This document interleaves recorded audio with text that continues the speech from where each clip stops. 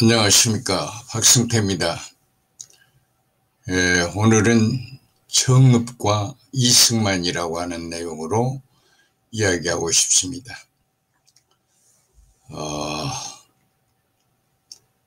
해방이 되고 많은 사람들이 우리나라의 지도자에 대한 관심을 갖습니다. 그러니까 사람들이 만나면 이제 해방이 되고 우리나라를 영도할 지도자가 누굴까 하는 궁금증에 빠져 있을 때 정읍에 비행기를 타고 이승만 씨가 와서 많은 사람이 당시에 해방되고 얼마 되지 않아서 한 3년 지났으니까 1948년도입니다만 비행기를 보기 위해서 인산인해를 이루게 됩니다. 그런데 왜 이승만 씨가 정치를 시작하려고 하면서 정읍을 택해서 어떤 출발점으로 생각하고 많은 사람에게 자기 정치적인 포부를 이야기하게 될까 하는 생각을 가져보면 참 재미있습니다. 대략 7가지를 생각할 수가 있는데, 첫째로 정읍은 특이한 지역입니다.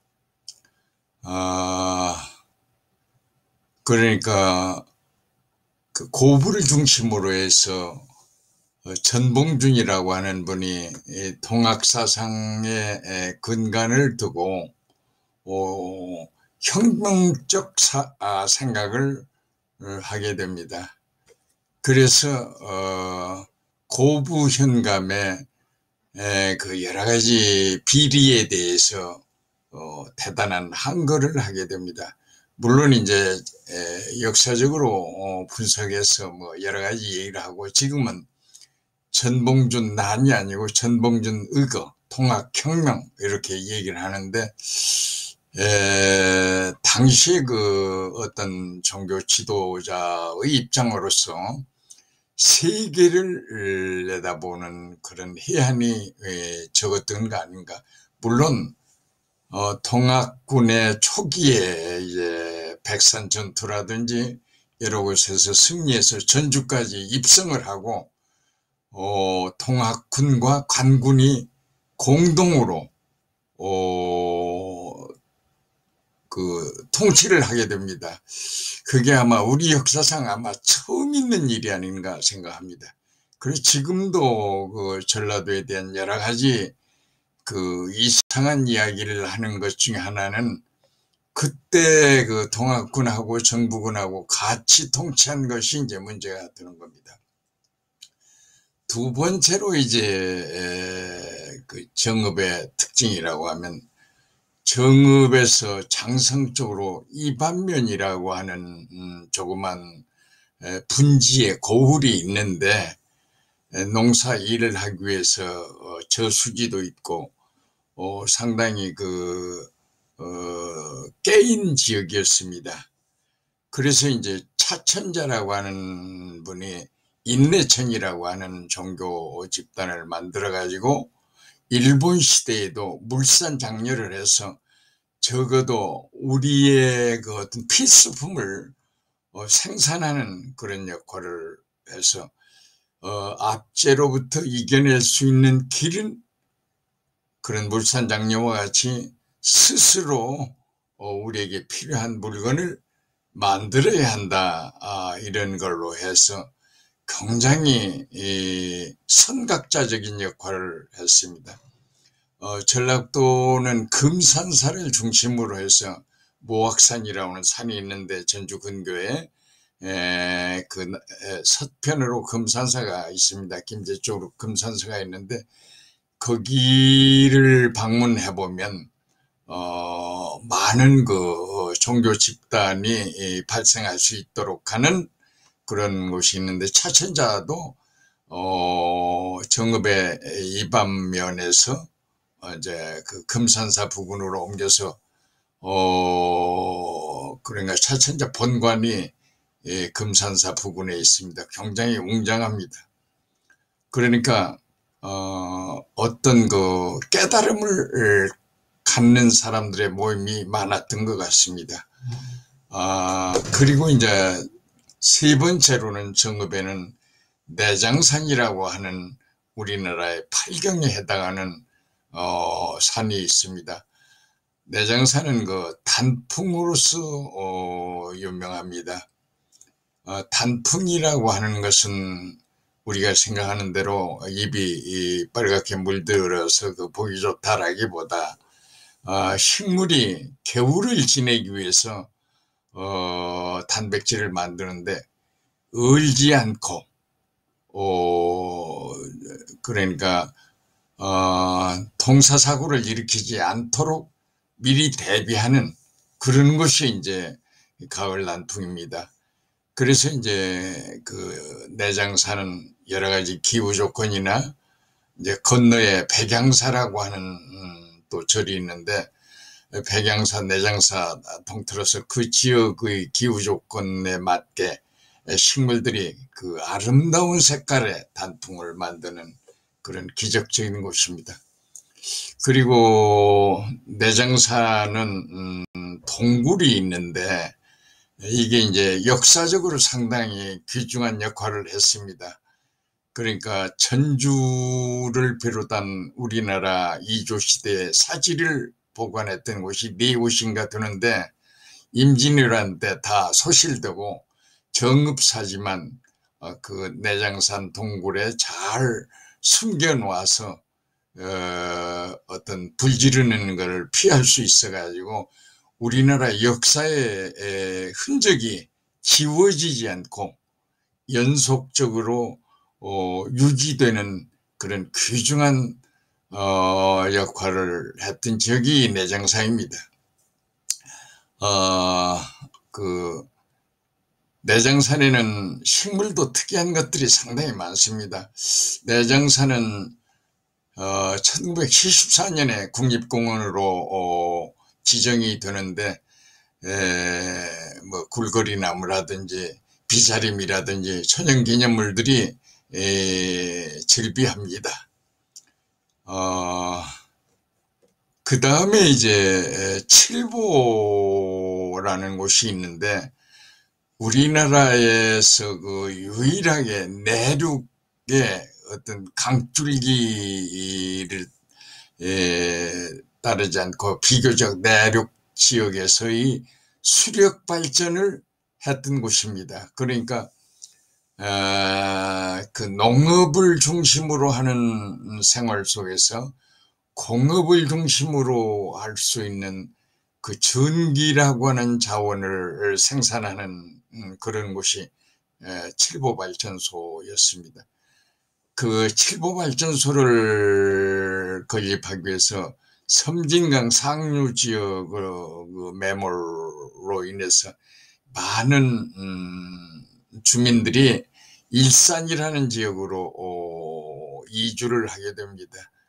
그래서 일산과 그 정읍의 내장면 그 일대, 순창의 쌍치면 일대 거기 주민들이 많이 그쪽으로 이주해서 박근혜 정권 때 그 세월호에 해당된 많은 주민들이 그쪽 주민이 아닌가 하는 생각을 가진 적이 있습니다.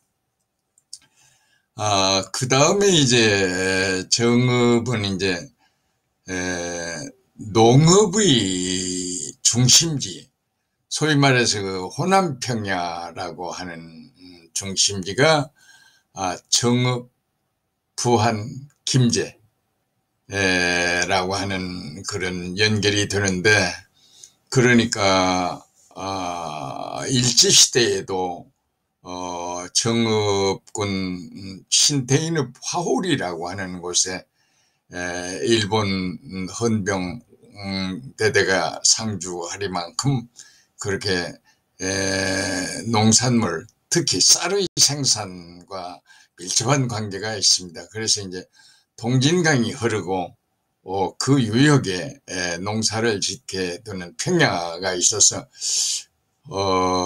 김제만경 평야와 특히 백제시대서부터서 그 수리사업을 생각했던 김제의 그 저수지, 그래서 지금도 김제에서는 그 저수지를 통해서 상당한 지역 축제를 감행하고 있습니다. 그러니까 정읍의 일부와 김제 일부의 그 평야, 호남 평야의 중심이 되는 그런 곳입니다. 그러니까 농업시대의 산업 속에서도 그 가장 각광을 받았던 그런 지역입니다.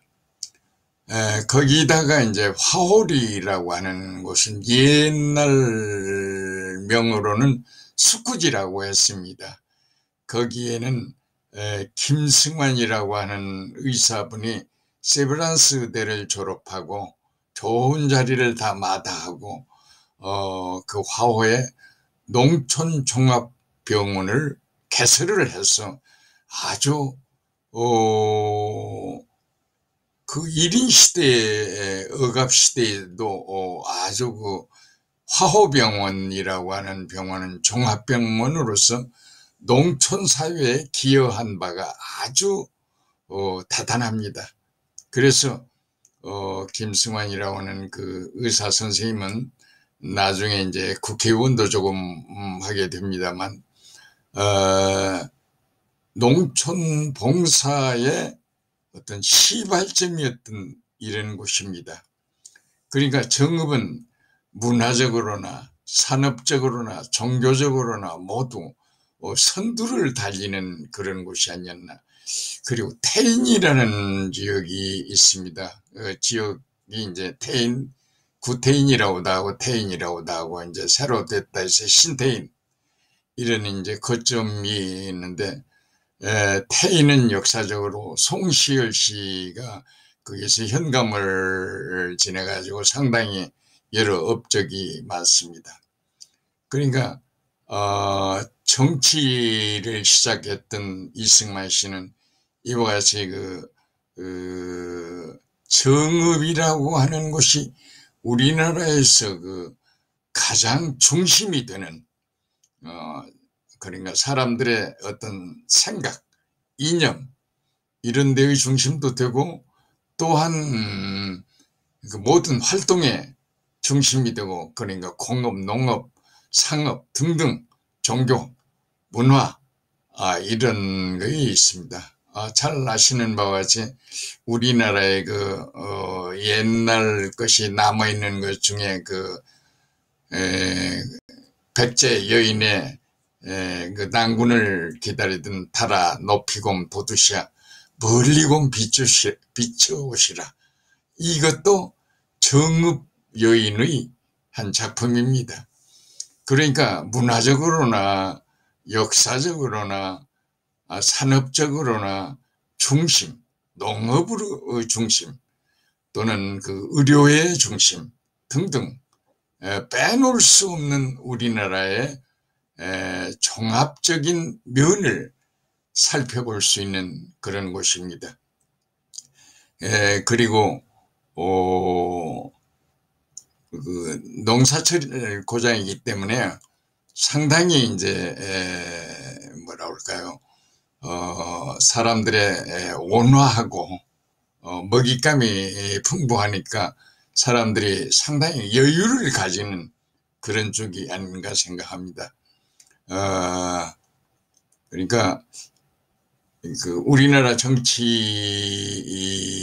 시작하는 분들이 탐내는 곳이고, 거기에서 처음부터 시작하는 역사적인 어떤 곳이 정읍이 아닌가 생각합니다. 오늘 제가 정읍 사람이기 때문에 그 정읍을 대충 이런 것으로 설명했는데,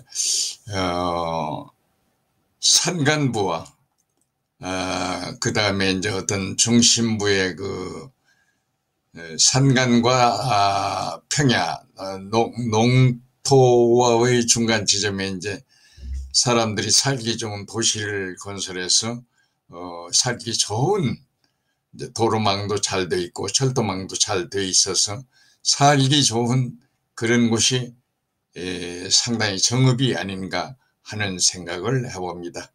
감사합니다.